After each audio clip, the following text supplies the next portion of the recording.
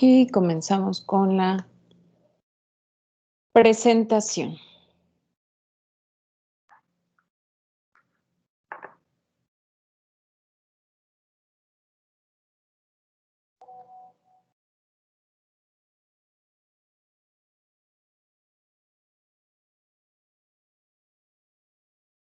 Mira cómo estamos a 16, ¿verdad?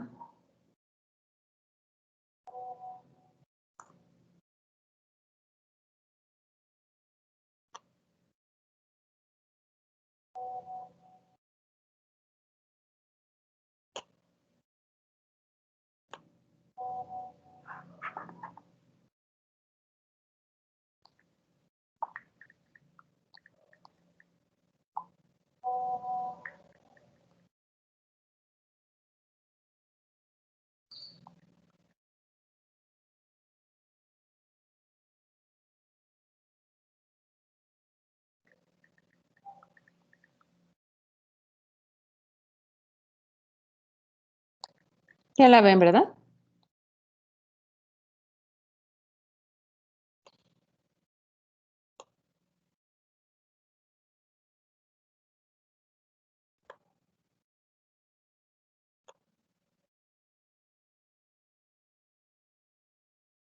Sí la ven, ¿verdad? Yo estoy buscando la reunión y yo digo, ¿dónde está?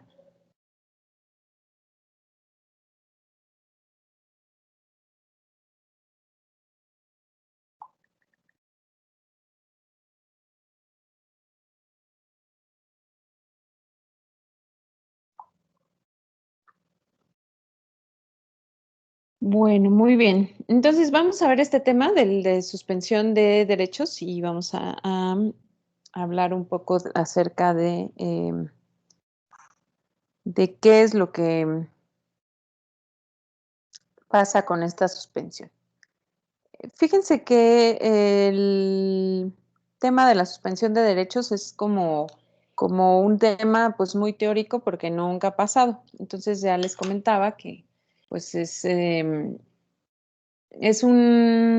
pues es algo que se puede considerar teórico porque, bueno, a pesar de que sí sucedió una vez en 1942, solamente fue porque estaba la Segunda Guerra Mundial. No, entonces no fue en el 42, creo que fue en el 46 porque era el presidente Miguel Alemán.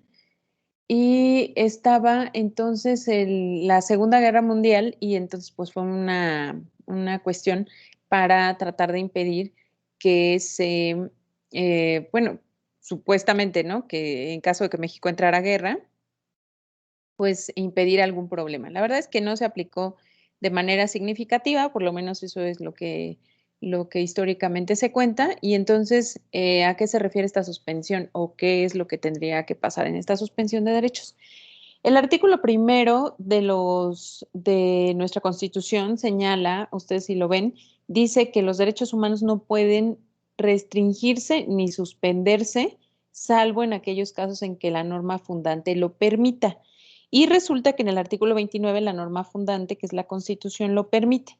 Entonces, así señala como causas el artículo 29 la invasión, es decir, la incursión en el territorio nacional de Fuerzas Armadas de otro país o alguna fuerza rebelde, la perturbación grave de la paz pública que puede afectar o que afecta significativamente la vida social. Esto sería como una rebelión interna o como un motín o una guerra civil o bueno, etcétera, ¿no? Alguna situación similar es mi etcétera. Cualquier otro caso también que ponga en peligro grave en peligro, dice, o conflicto. Por ejemplo, una epidemia o un desastre natural. Entonces, ¿qué situación se les ocurre que pudiera ocasionar la suspensión de derechos? ¿Qué situación se te ocurre que pudiera ocasionar la suspensión de derechos, Carlos?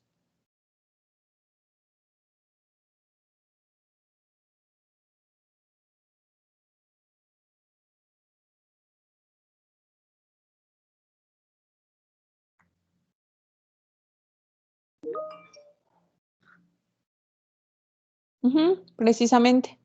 Sí, Gracias, María Cristina. Así es, esa es la más significativa, ¿no? Es la más importante, por lo menos, de lo que nosotros estamos viviendo. ¿Qué otra situación se te ocurre?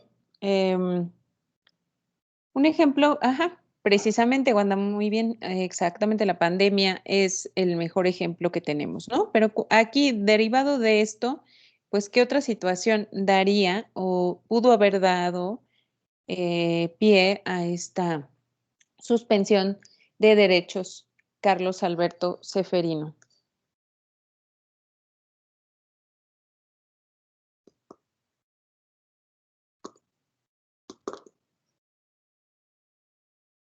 ¿Estás, Carlos Alberto?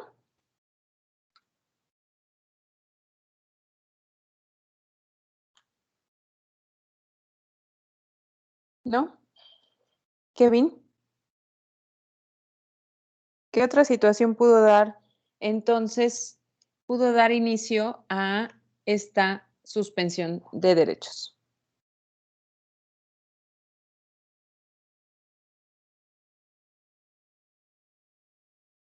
¿No estás, Kevin? Bueno, Carlos creo que no está, ¿verdad? Entonces, bueno, la definición de la suspensión, o bueno, podemos ver que entonces entre estas causas, pues está, ya vimos, la pandemia es la más significativa para nosotros. En algún momento también se pensó esta situación de la guerra del crimen organizado, de esta guerra, decía Calderón, contra la delincuencia organizada. Ajá, precisamente, María Cristina, los desastres naturales. Pero bueno, ¿cuál sería la finalidad? Porque no es solamente decir, bueno, como ya sucedió una de estas acciones, pues entonces... como ya sucedió, pues entonces démosle inicio a esta suspensión, ¿no? O sea, no es que automáticamente ese hecho de la posibilidad de utilizar este medio o esta figura jurídica. La suspensión de garantías es un acto completo, principal, y bueno, ¿por qué decimos completo? Aquí dice otra vez completo, es completísimo, o sea, se refiere a que es un acto que es general, es formalmente legislativo porque se hace a través de un decreto y materialmente ejecutivo. Entonces, esto significa que en el caso del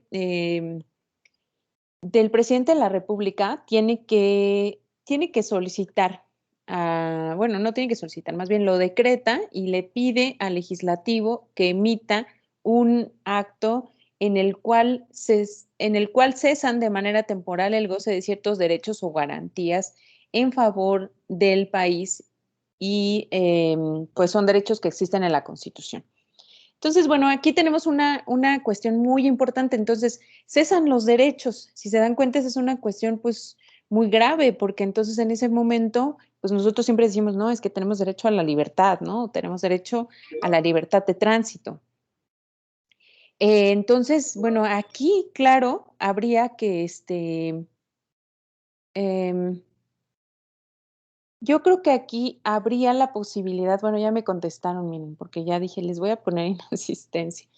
Ya una vez que hemos visto que el acto entonces tiene que ser algo muy grave, pues tendría que ser entonces una cuestión, pues básicamente, ¿cómo decirlo? Un poco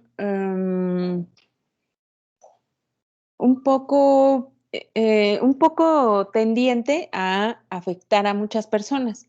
Entonces, ¿esto por qué? Bueno, imagínense un acto de naturaleza, pues de de suspensión de derechos, que en ese momento pues deja sin efecto los derechos, les digo, por ejemplo, el libre tránsito significa toque de queda, significa que no vamos a poder salir y probablemente significa que no vamos a poder conseguir comida, ¿no? U otras cosas. Entonces, pues obviamente es algo, eso tiene que ser una cuestión pues que cause un verdadero impacto. Por eso les decía, aunque en México ya teníamos el antecedente de la guerra, obviamente, pues ese antecedente no fue suficiente, ¿verdad? Porque,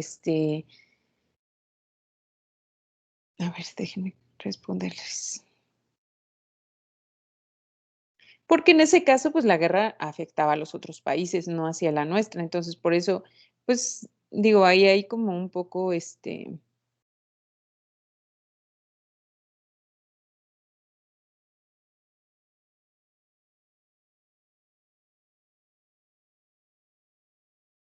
no encuentro encuentro el chat.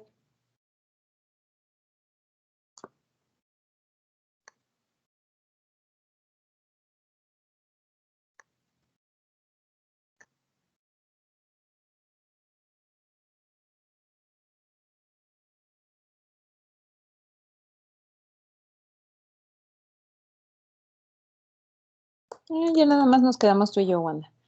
También María Cristina, yo creo que tienen problemas, ¿no? Déjame preguntarles, que no encuentro el chat, ahorita que escriban.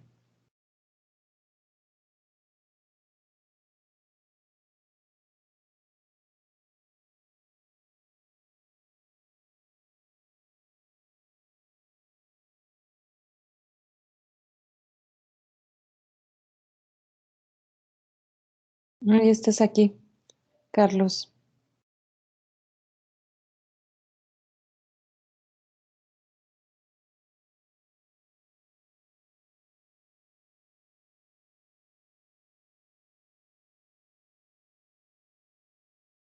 Muy bien, bueno, ya están regresando, ¿verdad? Es que ya de repente nos quedamos solas, Wanda y yo, y le dije, creo que hay algún problema. Entonces, muy bien, el procedimiento para suspender derechos es que, primero, tiene que establecerse la causal que ya vimos, o sea, tiene que haber una causal de gravedad. Entonces, esta tiene que ser, pues, realmente algo que afecte a todas las personas, ¿no? O sea, tiene que ser algo significativo. Y entonces, porque, pues claro, al implicar el cese de algunos derechos constitucionales, pues esto tiene que tener entonces una justificación. El Poder Ejecutivo, o sea, es decir, el presidente de la República, va a emitir un decreto, el cual va a ser turnado al Poder Legislativo a través del Congreso de la Unión o de la Comisión Permanente para su análisis y en todo caso su aprobación. El Poder Ejecutivo va a ser el que decrete la suspensión. Eso es muy importante, recuérdenlo. El Poder Ejecutivo es el que decreta la suspensión de los derechos. Mientras que el Poder Legislativo aprueba la suspensión. Y como entonces ya establece en el Diario Oficial de la Federación el decreto por el que se ordena la suspensión. Pero fíjense que hay algo muy interesante y por eso lo traemos a esta materia de derechos humanos. La suspensión de derechos no puede suspender derechos que son inherentes a la persona y que son, decimos, que imprescindibles, ¿no? O no puede suspender los derechos considerados, pues, realmente necesarios para vivir. O sea, ¿cuáles son estos? Pues el de la vida, ¿no? O sea, bueno, ese es obvio. Pero no puede, por ejemplo, suspender el derecho a la no discriminación. O sea, bajo ninguna circunstancia entonces se suspende el derecho a la no discriminación, el reconocimiento de la personalidad jurídica, la vida, la integridad, el nombre, la nacionalidad y algunos derechos políticos. O sea, digo, ¿por qué algunos? Pues porque algunos son imprescindibles para el ejercicio de los derechos humanos. Entonces, estos derechos no se pueden establecer. Y entonces esto significa que, por ejemplo, no puede ser que la suspensión de derechos, ¿qué es lo que sí puede decir? Vean, puede decretar un toque de queda y puede decir a las 6 de la tarde nadie puede salir de su casa, pero no puede decir al que salga después de las 6 de la tarde se le va a castigar con una pena de muerte. Entonces, no puede establecer la pena de muerte, no puede declarar la esclavitud en la suspensión, en este decreto de suspensión de derechos, no puede decretar la servidumbre, ni permitir la desaparición forzada, ni la tortura, ni tampoco puede suspender los derechos personalísimos, que les digo cuáles son: la religión, la vida, la salud, ¿no? O sea, estos derechos entonces no se pueden suspender.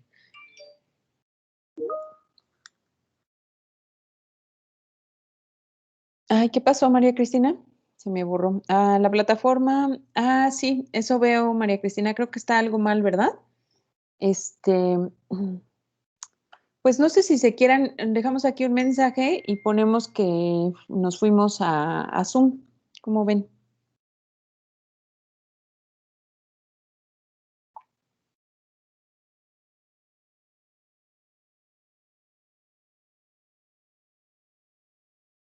Sí, ¿verdad?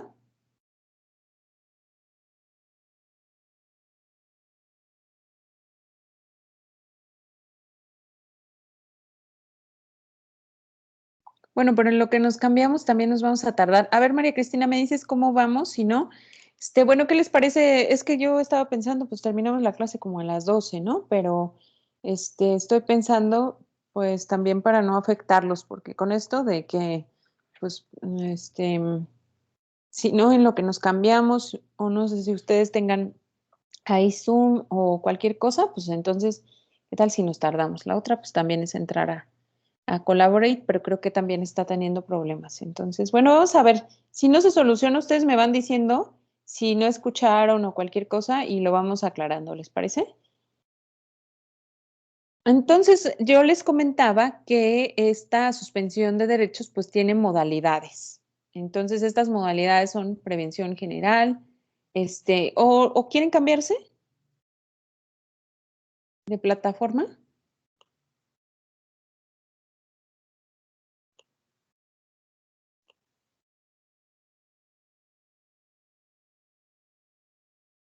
Que sí sería muy apurado, ¿no? Si empeora, dice Carlos. Es que también a mí, ¿saben qué? Me aparecen los mensajes y luego como que se desaparecen. Bueno, 10 minutos le damos a la plataforma y si no, pues ya nos vamos para tener algo que sea media hora. Muy bien. Entonces, las prevenciones generales de las modalidades estas que les decía, es porque no todas las suspensiones de derechos van a ser igual. Es decir, alguna suspensión de derechos, imagínense que solamente pasó, pues como pasó en el 85 también, que fue un desastre natural, un temblor, ¿no? Un terremoto. Entonces, se fija en una zona específica y por lo tanto no puede tener una suspensión de derechos. En ese caso, es un alcance general, o sea, no va a ser para todos si solamente está viendo este problema en un espacio específico. ¿Sí me explico? Entonces ahí decimos que hay un carácter transitorio y bueno, y es excepcional, ¿no? Entonces ahí tenemos que las facultades extraordinarias es este asunto que ya les comentaba un poco acerca de las facultades entonces extraordinarias. Las facultades extraordinarias son el efecto más importante de la suspensión de derechos. Entonces, la suspensión de derechos comprende precisamente el hecho de que no se van a ejercer ciertos derechos y comprende también el hecho de que ciertas facultades van a quedarse, van a ser concedidas al Ejecutivo de manera extraordinaria, precisamente de ahí su nombre. Entonces, una vez que se han suspendido los derechos, el Estado tendrá mayores facultades con la finalidad de hacer frente a la emergencia. Entonces, se le dan más facultades que las que le otorga la Constitución al presidente de la República. Y vean que eso también es algo muy grave, o sea, bueno, no muy grave en que sea negativo, sino algunas veces pues grave en el sentido de que pues, puede causar o tiene muchas consecuencias. En la matanza de Tlatelolco del 68 hubo suspensión de derechos. No, Carlos, un acontecimiento importante y que ahora sabemos que pues fue una cuestión muy injusta del Estado, pero entonces en ese caso el gobierno no reconoció la masacre. Si ustedes ven las notas, decía hubo un altercado y hay algunos muertos, ¿no? Y básicamente son unos revoltosos que llegaron ahí y que provocaron a la policía. Y no hablaba del ejército, no se hablaba de que había ahí todo un operativo para asesinar a los jóvenes. Entonces, en ese caso no hay suspensión de derechos porque el Estado ni siquiera reconoce no reconoce esa gravedad, ¿no? No reconoce que hubo este acontecimiento. Entonces, en ese caso no. Eh, pero les comentaba, Díaz Ordaz, lo que él ordenó es que la única vez que les digo que se ha suspendido los derechos ha sido en el caso la Segunda Guerra Mundial, que fue Miguel Alemán el que lo ordenó. Esa ha sido la única vez. Entonces, en ese caso no lo ordena, lo que ordena es que vigile precisamente que se lleve a cabo un toque de queda que no lo determinó él, sino lo determinó el jefe de departamento del Distrito Federal. Entonces, en ese caso no fue una suspensión de derechos como tal, porque en una suspensión hubiera tenido que decir, fíjense que hay una situación en la que unos tipos armados, o sea, pensando en que iba a tratar de justificar, ¿no? Porque básicamente sería un estado de guerra, entonces en donde iban a llegar. Pero como el Estado ni siquiera lo reconoce, o sea, no reconoce como tal que haya habido un movimiento armado y que los jóvenes eran muy, pues, o sea, que eran una guerrilla, por ejemplo, no lo reconoce así. Con el paso del tiempo, pues vimos que esa fue una masacre, ¿no? Básicamente, pero no fue no, entonces como fue una masacre cometida por el Estado, pues obviamente el Estado no lo reconoce así. En ese caso, Carlos. Entonces, bueno, sobre todo se quiere hacer frente a la emergencia para lograr la paz y esa es la razón de del decreto de facultades extraordinarias. Aquí tenemos una situación que les digo que es muy teórica porque no sabemos si en realidad eso pasaría. El juicio de amparo, que es el sistema de la defensa de la Constitución, recuerden que dentro de los medios de control de la constitucionalidad está el juicio, bueno, el juicio político en menor grado, pero la declaración la declaración, estoy con eso del juicio político. Estaría el control de la convencionalidad por parte de, bueno, que ahorita lo vemos eso, estaría la acción de inconstitucionalidad y la controversia constitucional que señalan en el artículo 105 y estaría el juicio de amparo que está en el artículo 103 en relación con el 107 de la Constitución. Entonces, básicamente, este juicio de amparo es un sistema, un medio de control, un medio en el que se garantizan los derechos humanos, lo que antes eran las garantías individuales. Esta definición es de Burgoa, por eso dice garantías individuales. Es un sistema de defensa de la Constitución y de las garantías individuales de tipo jurisdiccional. O sea, ¿por qué jurisdiccional? Porque se lleva a cabo a través de tribunales judiciales, ¿no?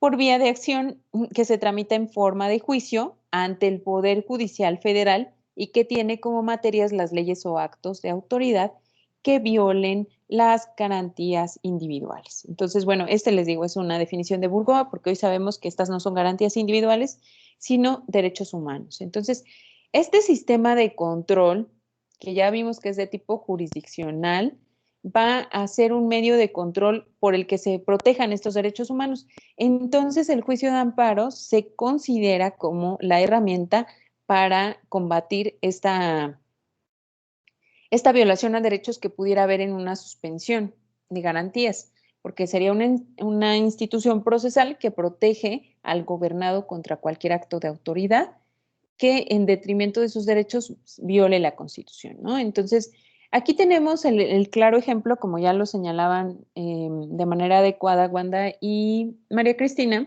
en el caso de la emergencia por COVID-19.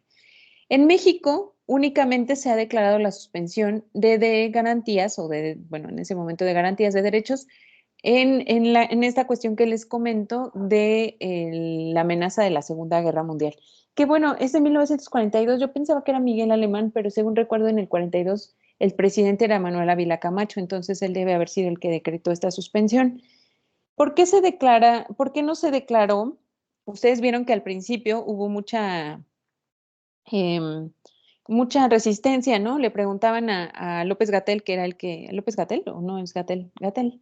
Bueno, no es López, ¿verdad? Es el presidente López Obrador.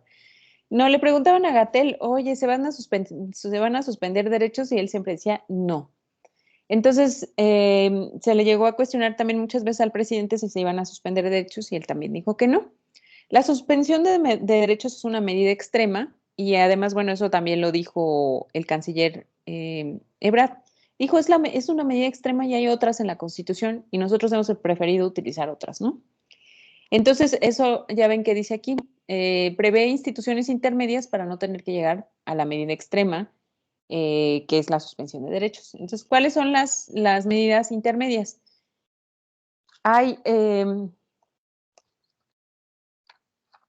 miren, déjenme leerles. En el artículo 72, que esto es lo que se utilizó para esta cuestión, el artículo 72 de la Constitución señala que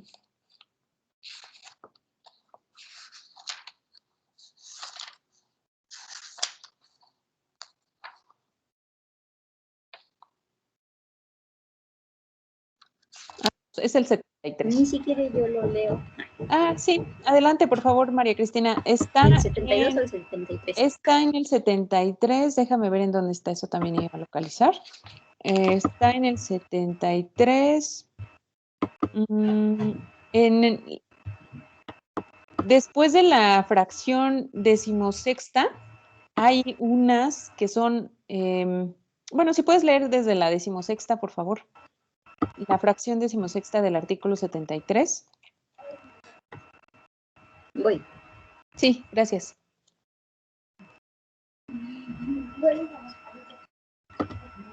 Para dictar leyes. Ajá, para dictar leyes. ¿Sí? Ajá. Para dictar leyes sobre nacionalidad, condición política de los extranjeros, ciudadanía, naturalización, colonización, emigración e inmigración y salubridad general de la República. 1A.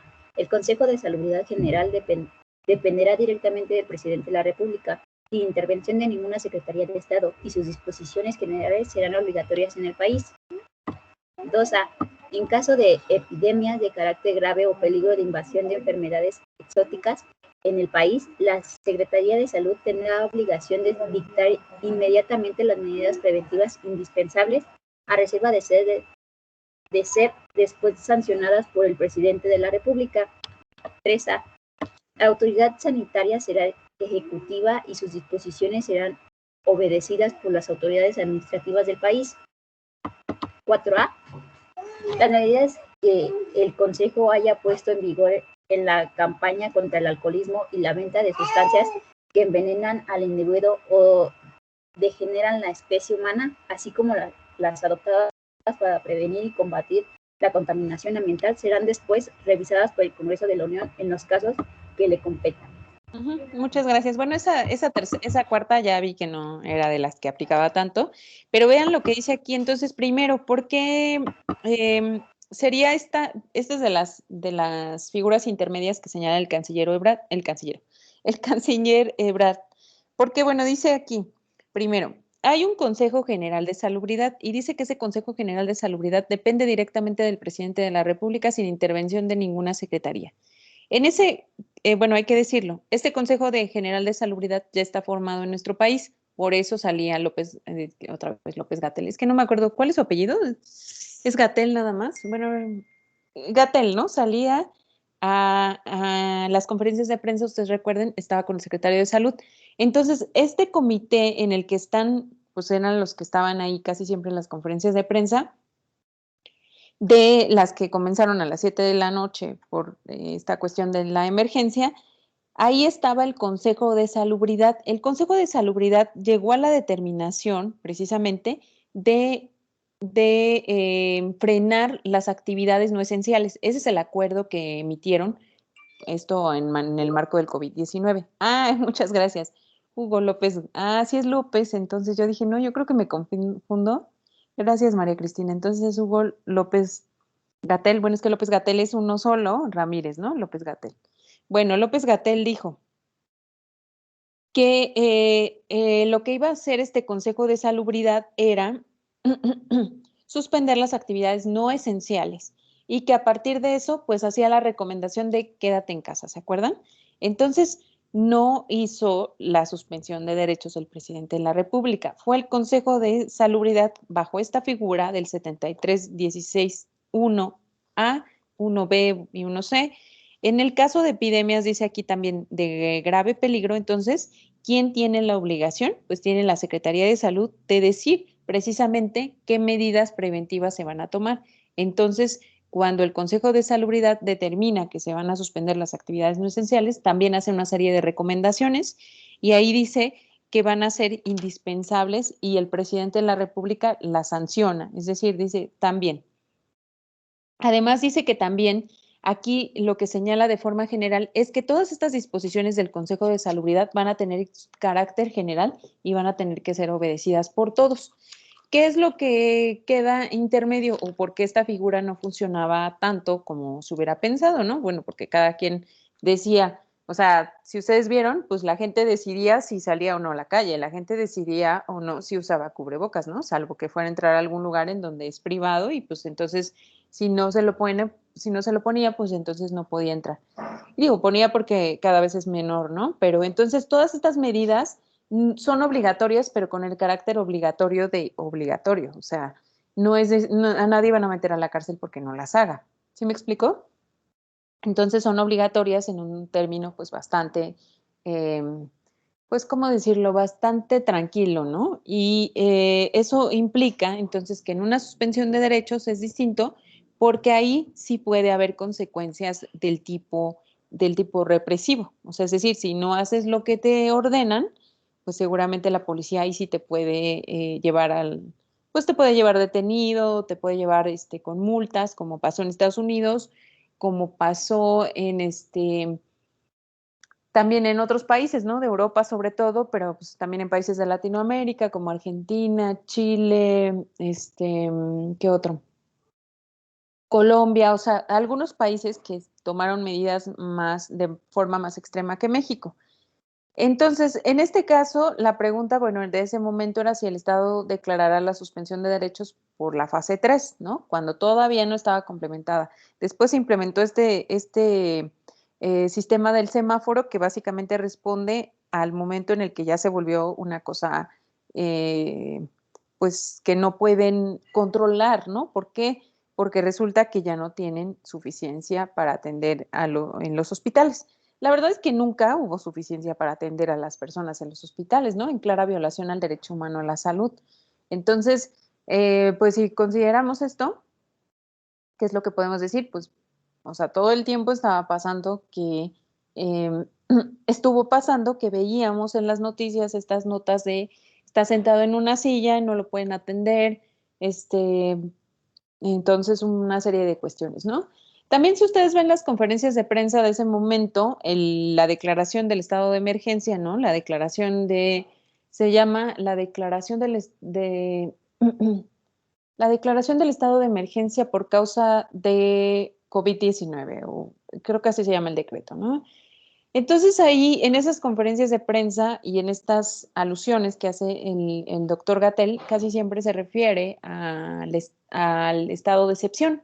Entonces, cuando alguien le preguntaba, oigan, ¿van a suspender derechos? Él decía, no vamos a implementar el estado de excepción o no se va a permitir el estado de excepción pues por determinación del presidente de la República. Y es que en la Convención Americana, bueno, él lo dice así porque ese es el nombre, ese es el término en inglés, de acuerdo con bueno, más bien sería el estado como de emergencia, ¿no? Porque es el, este, el estado de emergencia sería el emergency.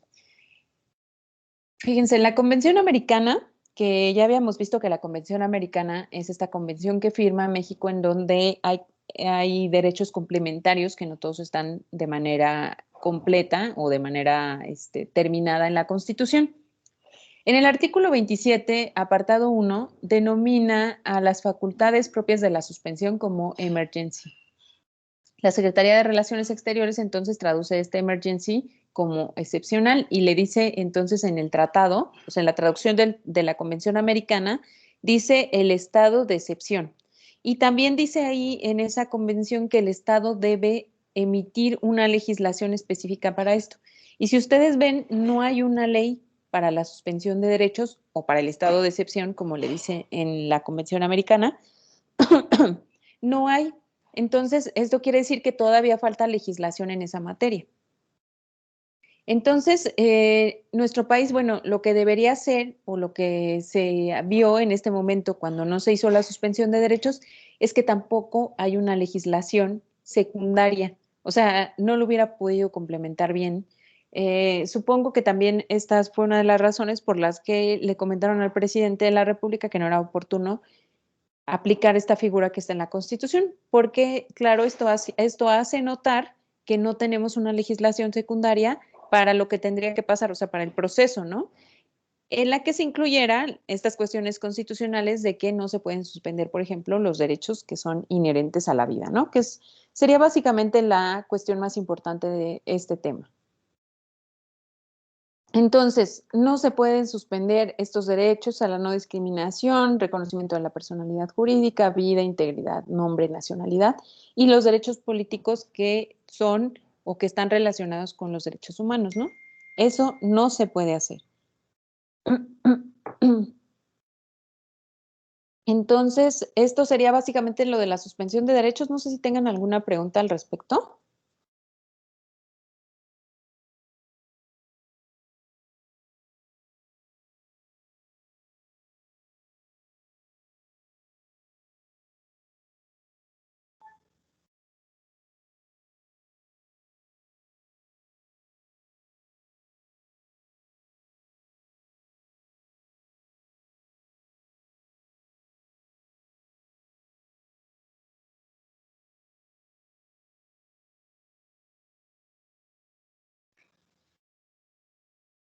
¿No? ¿Ninguna?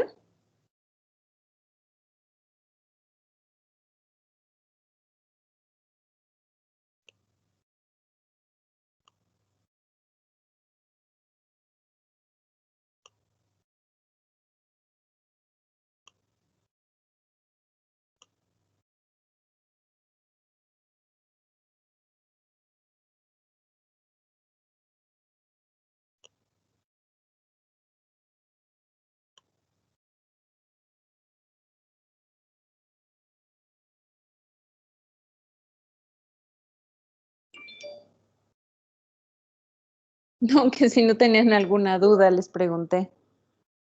La suspensión de derechos, a ver, únicamente, déjenme ver, es que ya no vi. Dice Carlos Alberto que si la suspensión de derechos únicamente se puede aplicar en nivel general todo el país, no puede ser únicamente a una persona. Bueno, únicamente a una persona, claro que no.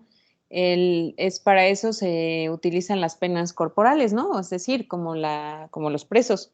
Ajá, pero en el caso de los presos, recuerden que ahí ese caso no es una suspensión de derechos, es una sentencia que ordena la privación de la libertad de esa persona.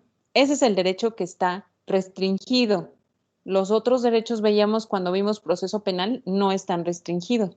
O sea, es decir, él sigue teniendo derecho a la educación, a la alimentación, a la salud, bueno, obviamente los derechos que se relacionan con la libertad, que serían estos, ¿no? Que ¿cuáles son? Pues el derecho a la libertad de tránsito, pues a la movilidad, a la libertad de asociación, de organización, pues todos estos derechos que son libertades, Carlos, en ese momento sí se están suspendiendo, ¿no? Junto con los otros, son inherentes a la suspensión, a la privación de la libertad. Pero en el caso de los otros derechos no están suspendidos, o sea, siguen vigentes. Entonces, digamos que esto no es una, no es como una, no es una sentencia que pone, que priva de la libertad, ¿no? Vamos a decirlo. En ese caso, pues, solamente sería una cuestión meramente procesal, ¿no? O sea, es, es, es una consecuencia de esa sentencia, el hecho de que una persona pueda recibir la pena corporal en un centro penitenciario. Entonces, en ese caso, pues les digo, se limitan esos derechos. Pero es distinto, porque la suspensión de derechos precisamente tiene esa característica que es de carácter general y por eso es un acto completo. Es un acto completo porque en el momento en el que el presidente lo decide, emite un decreto que se publica y en el que además ahora ya no solamente es el presidente de la República con esas facultades, también tendría facultades o puede tener facultades para expedir leyes. Entonces, esa sería la consecuencia más importante precisamente el efecto más importante de la suspensión de derechos no es la suspensión de derechos en sí. El efecto más importante es el hecho de que el presidente tendría facultades extraordinarias. O sea, ¿y cuáles son estas facultades extraordinarias? Les digo, puede incluso emitir leyes y puede entonces en ese momento, pues no sé, pues por ejemplo, decidir el presupuesto, puede cambiar el presupuesto de egresos de la federación, puede modificar todo lo que se vio, bueno, muchas cuestiones que se vieron a lo largo del curso las puede modificar. Entonces, ese sí es un efecto como, pues no sé si lo vean, pero de gran impacto, ¿no? Por eso les digo que en esta cuestión, pues sí hay, este es el efecto como más grande. En cambio, la privación de la libertad, que tiene que ver con la sentencia, pues ahí no sé si lo vean, pero es una consecuencia o se busca limitar la interacción de una persona porque se considera peligrosa, ¿no? Entonces, como no se ha encontrado otro medio, pues se le mete a un centro penitenciario, ¿no? Entonces, bueno, eso sería básicamente esta cuestión. No sé si queda un poco más claro, Carlos.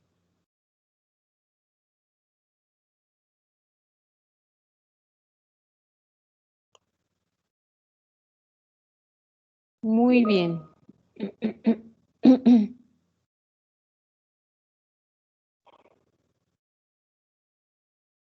Bueno, sí, sí, muy bien, Kevin. Tú también. Sí, bueno, también ya me habías escrito, ¿verdad? Es que se tarda ahora un poco en actualizar. Bueno, muy bien. Entonces, si les parece, vamos a ver, a revisar lo de la tarea. Y entonces, pues a ver, comenzamos con Jean Paul, que acaba de llegar, que ya te había puesto falta de todos modos, Jean Paul. Pero bueno, si traes la tarea, te pongo falta, pero pues te puedo poner participación.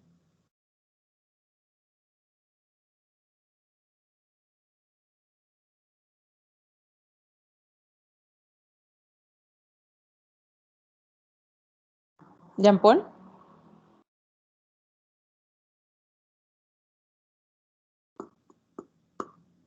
¿no estás? Bueno, a ver, entonces, ¿quién seguiría en la lista? Bueno, vamos a ver, no, vamos así como están. Muy bien. Bueno, pero cuéntame, bueno, entonces escríbeme lo de tu tarea. A ver, Carlos Alberto.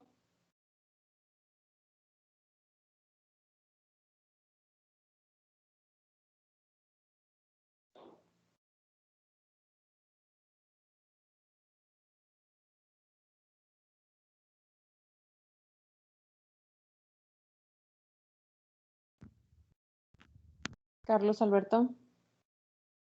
Ah, ya se fue. Bueno,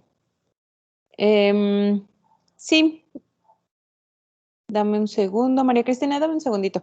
Eh, Carlos Alberto, participación. Muy bien. Adelante, María Cristina. Cuéntame. Sí, Bueno, ¿sí me escucha, maestra? sí. Bueno, yo chequé un tratado libre, bueno, el tratado con Canadá, que es bilateral, está vigente y es de seguridad social entre Estados Unidos, bueno, entre México y Canadá. Ah. Y bueno, yo a lo que pude ver del tratado era de que se puede decir que las trabajadoras cuando llegaban a un cierto tiempo de, pues ya a la pensión, se podrá decir, que se rigieran, ya no importaba tanto si eran canarios, o si iban a estar protegidos por a lo mejor las reglas, o sí, las reglas o las leyes de su país, pero que también se tenían que regir por lo que es por el país en el que se encontraban. Igual si había un tercer país involucrado, igual se tenían que regir, pero eso no implicaba que de cierta manera iban a estar como tomados en cuenta en el país de origen. ¿Y qué derechos humanos distinguiste entonces en el tratado? Bueno, ahí había, bueno, yo vi el de igualdad, porque decía que aún así estuvieran en otro estado, también bueno, en otro país, también se tenían que regir por el mismo estado, bueno, el país, ¿sabes? Entonces, vi el de igualdad y vi el derecho social, que es el que le está hablando, porque es como la seguridad social, porque dice que de todos modos van a estar protegidos por el país y van a estar respaldados por el país de origen. Muy bien. Muchas gracias, María Cristina. Está interesante. En esta cuestión siempre hay que ligarlo, y esa es una recomendación para su práctica profesional, es que siempre tienen que ligar el derecho. A veces un derecho no necesariamente es un derecho humano, como el derecho a la seguridad social no se considera un derecho humano como tal, pero si no hubiera, o sea, pero vean que ese es básicamente el derecho a la salud. O sea, el derecho a la seguridad social implica, si no tienes seguridad social, pues no tienes cubierto el derecho a la salud, ¿no? Entonces, nada más a veces es como ver con qué derecho se relaciona precisamente.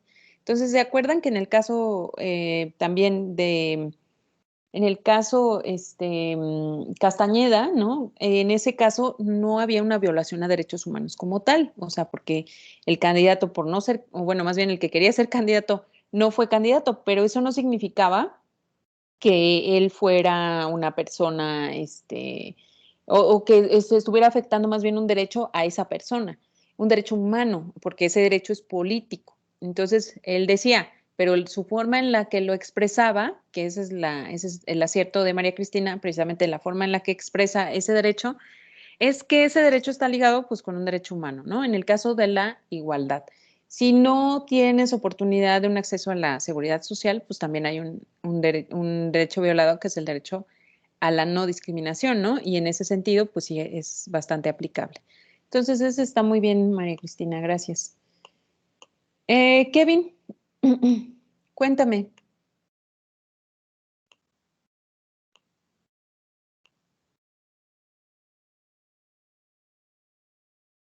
¿Qué tratado internacional pudiste encontrar?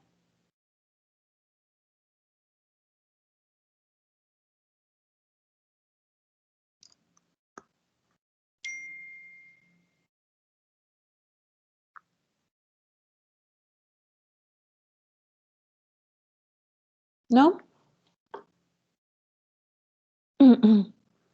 Bueno, miren, aquí les voy a poner en esta presentación que es de derechos humanos, es de constitucional, pero se las voy a poner porque precisamente en esta tiene los tratados, tiene algunos tratados internacionales para diferenciar esto, que es lo que les voy a comentar ahora. Bueno, tenemos unos 10 minutos más de clase si les parece y ya vemos la próxima semana todo el repaso, ¿no? Bueno, el repaso más bien general de antes del examen. Ay, yo misma lo pausé. A ver, déjenme ver.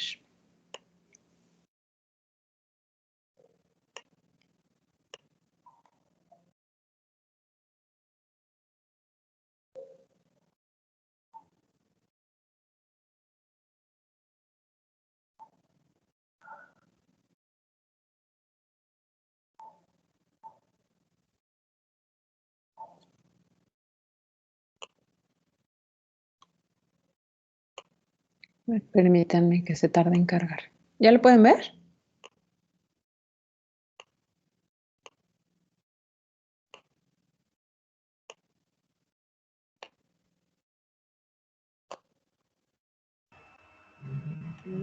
No, ¿verdad?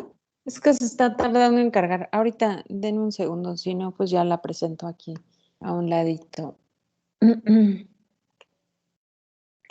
Es una presentación entonces en donde están estos derechos que precisamente son pues estos derechos humanos. A ver, permítanme un segundo. No se ve. No, ¿verdad? Esto se, quién sabe qué le pasó.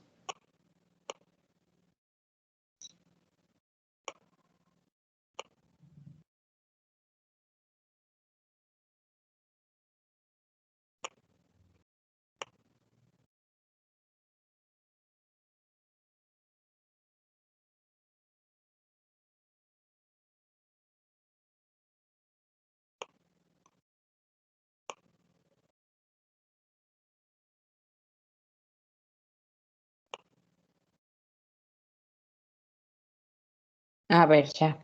Ahora sí.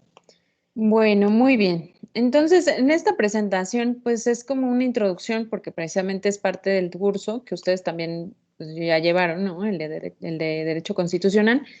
Y entonces aquí básicamente es una presentación que tiene como finalidad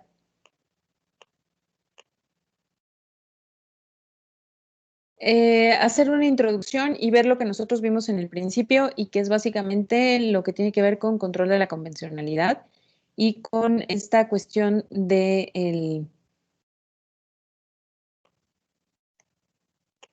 estos tratados internacionales.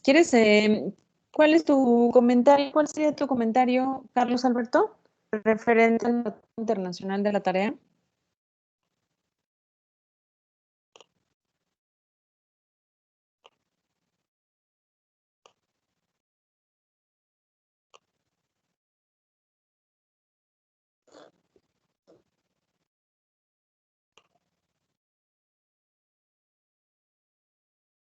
Bueno, a ver, mientras me contestas. No, no, pues no, digo, a mí no me afecta. No, no hay cuidado. No tienen nada de qué disculparse. Los derechos humanos, entonces, bueno, este es básicamente qué son los derechos humanos, pues qué tienen, como que, o sea, todo lo que vimos, ¿no? Esto no, obviamente no es lo que va a venir en el examen para ustedes, ¿no? Es parte de, les digo, de la última clase de Derecho Constitucional para explicarles la reforma en materia de Derecho Constitucional. Digo, la voy a pasar un poco rápido porque, pues, nada más para que la vean, ustedes la tengan, pero, pues, no es no es para ustedes, pero tiene algunas cuestiones que son, pues también cosas que nosotros vimos, ¿no? Entonces, sí, ya dice Kevin que lo está sacando. Sí, eso es lo que veo, ya otra vez lo volvió a sacar. Entonces, estas cuestiones son básicamente de las que nosotros pues vimos al comienzo en las características de los derechos humanos, en estas cuestiones de pues, las que vimos muy al comienzo, ¿no? Entonces, bueno, no me voy a detener en mayor medida en esto. Solamente me voy a ir a esta parte que tiene que ver con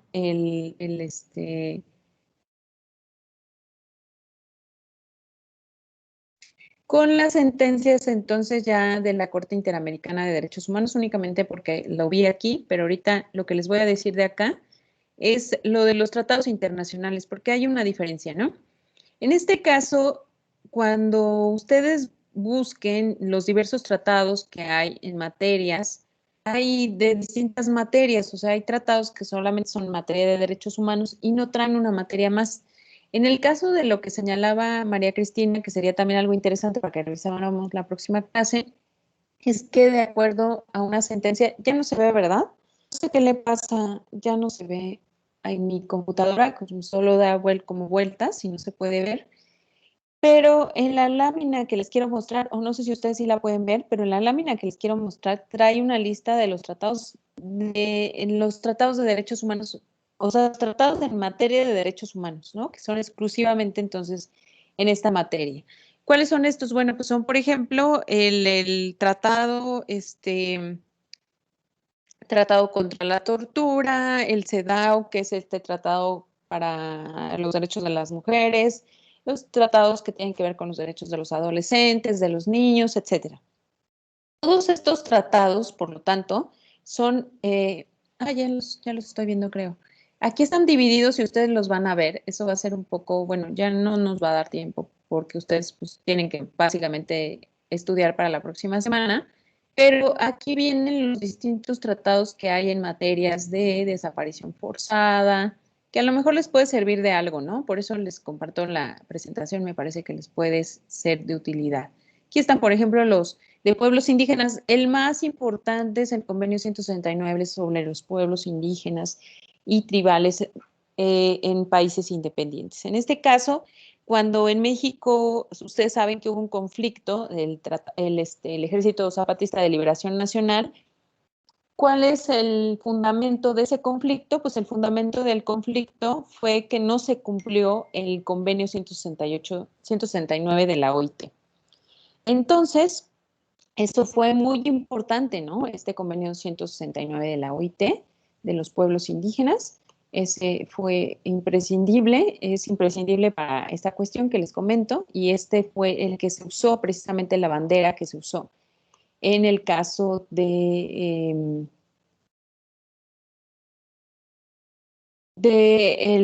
conflicto del ejército zapatista. Aquí debería aparecer las otras listas, pero pues ya no se ve, no sé qué le pasa.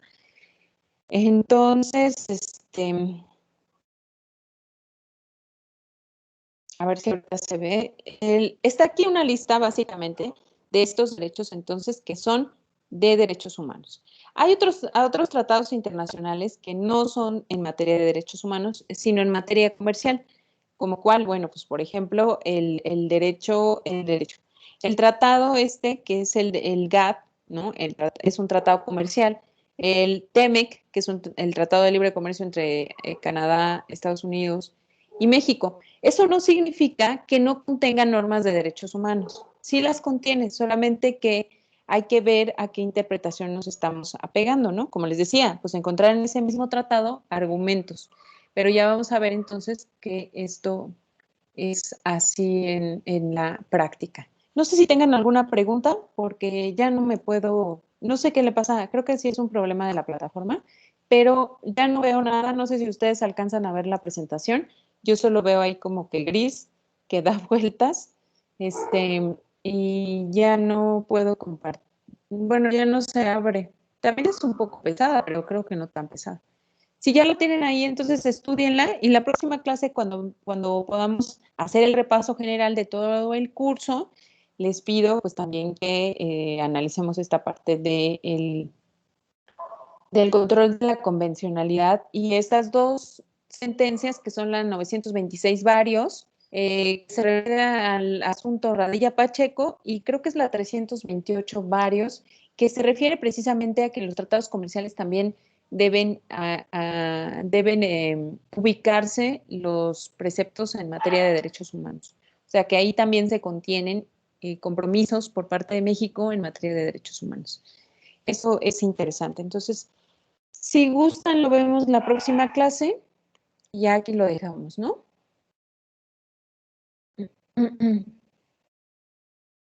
A menos que tengan preguntas, entonces, adelante.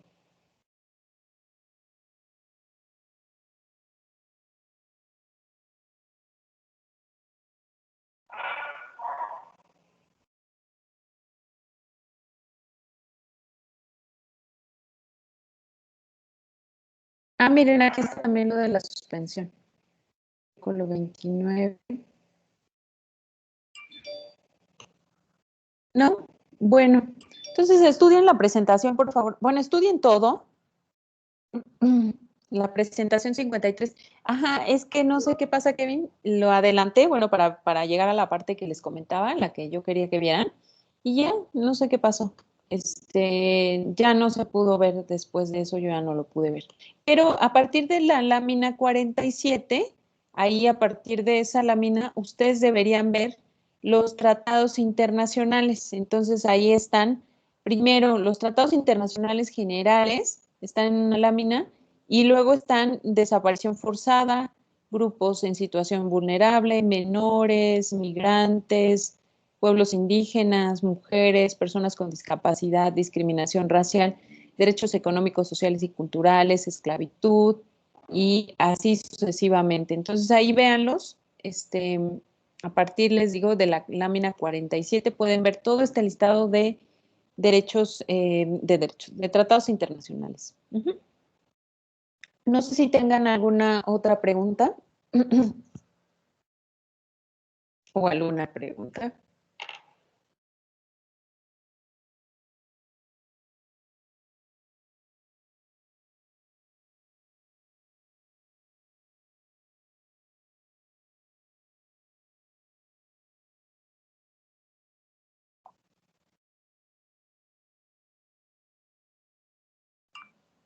¿Sí?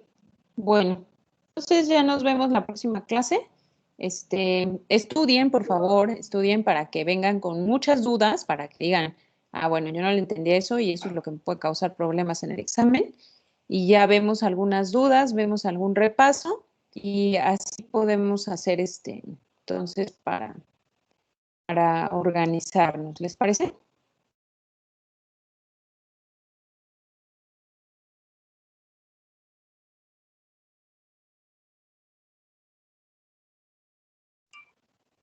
Sí, bueno, muy bien. Pues que tengan un buen fin de semana. Gracias.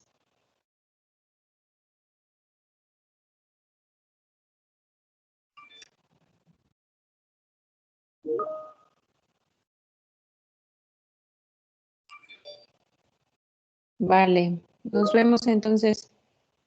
Tengan bonito día.